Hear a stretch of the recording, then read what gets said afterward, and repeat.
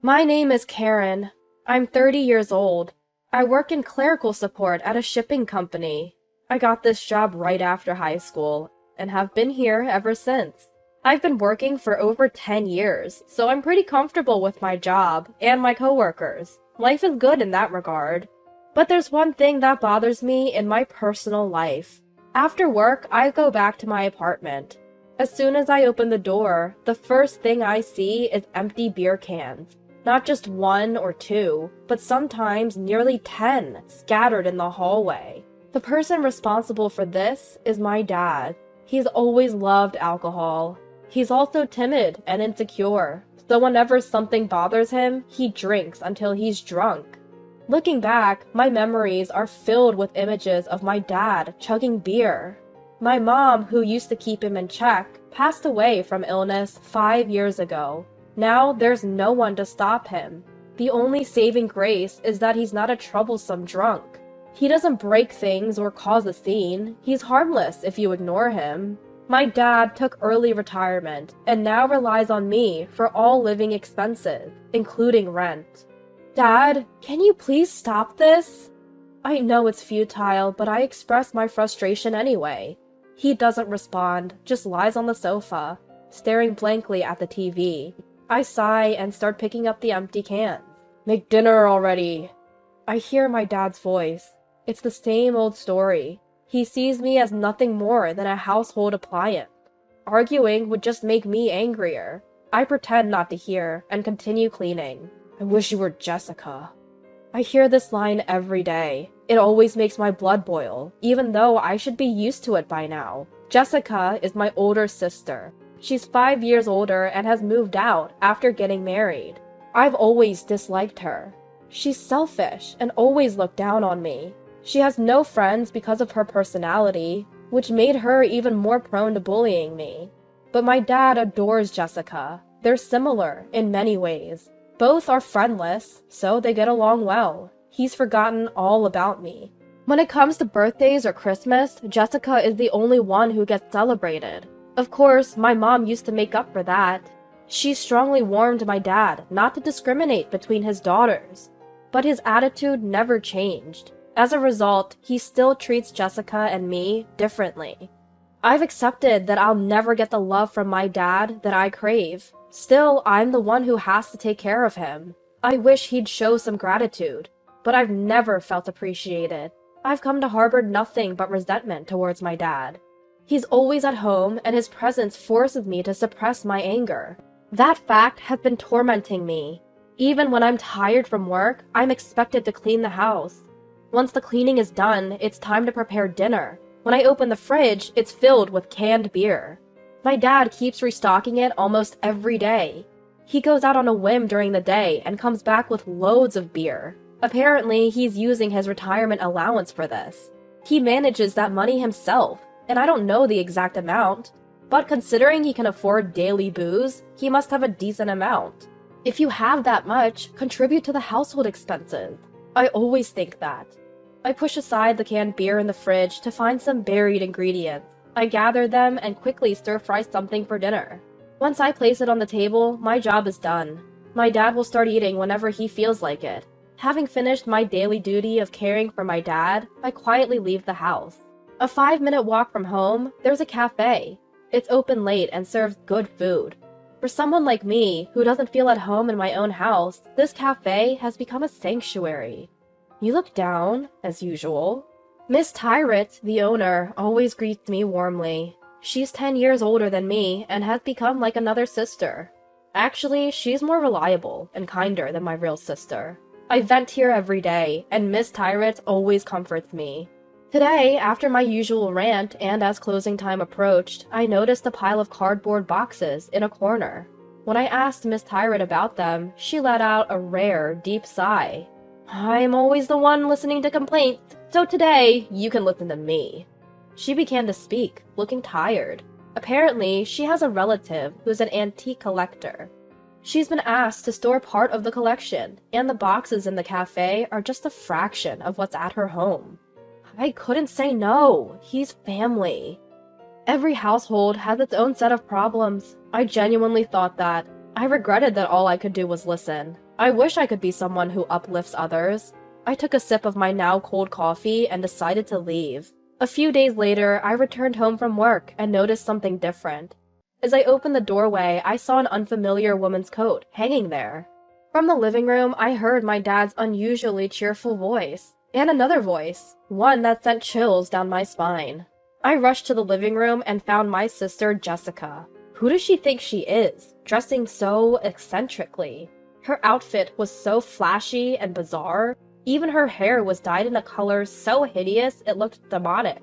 Hi, Karen. Long time no see. I couldn't muster the energy to respond to Jessica's cheerful greeting. Even though she's family, she's not someone I can welcome. She's so selfish that she's been involved in legal troubles that required compensation. What has she done this time? Just hearing her voice makes my stomach churn, and seeing her in person now, I can't stop feeling dizzy and nauseous. She's my sister, but she feels more like a curse. I cautiously asked Jessica why she'd suddenly shown up. In a very casual tone, she said, "I've decided to live here." I was speechless at her sudden announcement. I glanced at my dad, who was wearing a smile I'd never seen before. It turns out Jessica had gotten divorced and had been living alone for a while. She hadn't held a steady job and had quickly reached the end of her financial rope. So she'd come here, relying on my dad. For my dad, who adores Jessica, both her divorce and her return were good news. That explained his big smile. But for me, it was terrifying news. Living with my alcoholic dad and selfish Jessica meant I'd have to support both of them. No way! I'm not living a life of servitude. I immediately objected. When I asked them how they planned to cover living expenses and food, they both said, "You'll take care of it." That was the last straw for me. Before I knew it, I was lashing out at them. How dare you! Doing nothing but drinking all day? You come back out of the blue and expect your little sister to support you? Aren't you ashamed? They were silent for a moment after my tirade. But then they retorted, "You're the one who's disliked by the family. You're only good for making money, so it's natural for you to work for the family." What audacity! How can someone who can't even earn their own living say such a thing? I was beyond angry. I was dumbfounded. Jessica then began urging my dad to kick me out so she could move in. My dad obediently told me, "Jessica's back, so you, the parasite, need to leave." At that moment, something inside me broke. For about 5 years since my mom passed away, I'd been supporting my dad. What for? I'd been holding back my feelings and desires, and in the end, I was called a parasite. Neither my dad nor Jessica has a good character, so I never expected praise. But shouldn't they at least acknowledge my efforts? Who should I blame for the misfortune of not having a supportive family? I felt crushed by indescribable pain and sadness. Are you sure about this? Jessica probably took my question as a plea. My dad looked happy just obeying Jessica. They both didn't realize that my words were a final warning. Just get out! After receiving their reply, I left the living room. A little later, Jessica came into my room. She handed me a piece of paper. It was a handwritten contract by Jessica.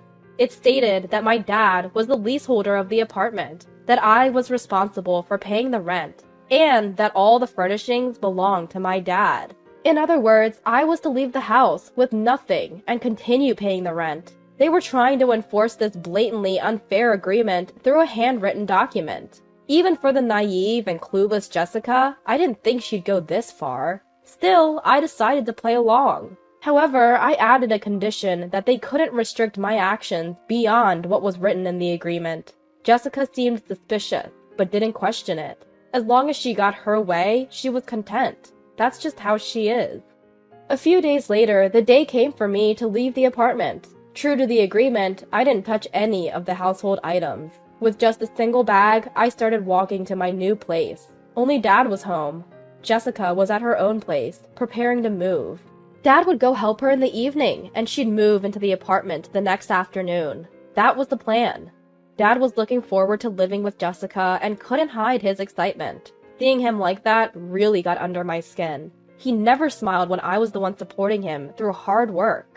He was always drowning in alcohol and treating me like a servant, and Jessica's presence only added to my irritation. How far will she go to get her way? Is she willing to disrupt her sister's peaceful life just to satisfy her own desires? The more I thought about it, the more my feelings of hatred and anger surged. Frustrating as it was, logic wouldn't get through to those two. So I decided to switch gears. That afternoon, I visited the house with the movers I'd hired. It was around the time Dad would be heading to Jessica's place. It was better for him not to be there while we moved things. "Are you moving all the household items?" asked one of the surprised movers. I can't blame her for being shocked. The amount of stuff I'd asked to be moved was excessive for a single woman. Still, there was no mistake in my request, so I answered with a smile. "Yes, that's right." The next evening, my mobile phone rang while I was relaxing in my new home. It was Dad. Finally caught on, huh? I chuckled to myself as I answered the call. "What the hell are you thinking?" Jessica's yelling shook my phone. I'd anticipated this reaction, so I just set the phone down on the table. "What's the matter?" I asked, and Jessica's voice got even louder. "The whole room is filled with cardboard boxes! We can't get in!" I couldn't help but laugh, imagining Jessica yelling at the doorway and Dad standing there, dumbfounded by a home filled with cardboard boxes. I had made a deal with Miss Tyrant from the cafe to store her antiques as a favor. However, I hadn't anticipated that the amount would be enough to fill a 3-bedroom apartment until I saw Miss Tyrant's home with the movers. As a result, my old apartment was filled with boxes from floor to ceiling, literally leaving no room to move. I could now understand why the mover had double-checked so many times. Jessica was still making a fuss. "Do you think you'll get away with this?" The agreement didn't say anything about not filling the place with stuff. There was no room for argument. I had the upper hand, and it was unshakable. Besides, there's still living space available. Even I didn't go so far as to fill the bathroom with boxes. Dad and Jessica could technically live in there, if they had to. Well, that's if they could even make it that far. Seemingly out of energy to argue, Dad took the phone. He was mumbling complaints, but his voice was so low I could barely hear him. He must be in shock. I decided to give Dad some good news. "Those cardboard boxes contain valuable cultural property. If you damage even one, you'll be liable for damages." At that, Dad's voice quivered. Of course, there's no cultural property in those boxes. It's just stuff, and not worth much. Still, for a timid person like Dad, it seemed like the ultimate threat. Once I confirmed they had no more complaints, I hung up. After that, Dad and Jessica, unable to live in the apartment, tried to rent a new place for themselves, but neither had a job, and they had no one to help them. They tried using a guarantor service, but couldn't even scrape together the money for that. In the end, they couldn't rent a place due to insufficient identification. For a while, they seemed to be staying in internet cafes. Dad had already used up most of his retirement allowance, so that lifestyle didn't last long either. They tried to contact me several times, but of course I ignored them all. Still, societal norms about family ties persisted, and one day I got a call from the police. "Come pick up Dad and Jessica. They've been arrested for dining and dashing." I couldn't refuse that one. When I saw them again at the detention center, both were physically and emotionally worn out. They broke down and clung to me. I'm human too. When your family cries and begs, it's hard not to soften up. So I brought Miss Tyrant from the cafe along when I picked them up. Once at the cafe, they got daily lectures from Miss Tyrant. They were also made to sign an agreement, promising never to bother me again.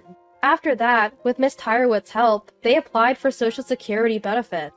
Now they're living modestly somewhere far away. It's sad not to have a supportive family, but there are people like Miss Tyrant who help you out. Just knowing I'm not alone makes me think maybe I could be thankful for Dad and Jessica, in a way.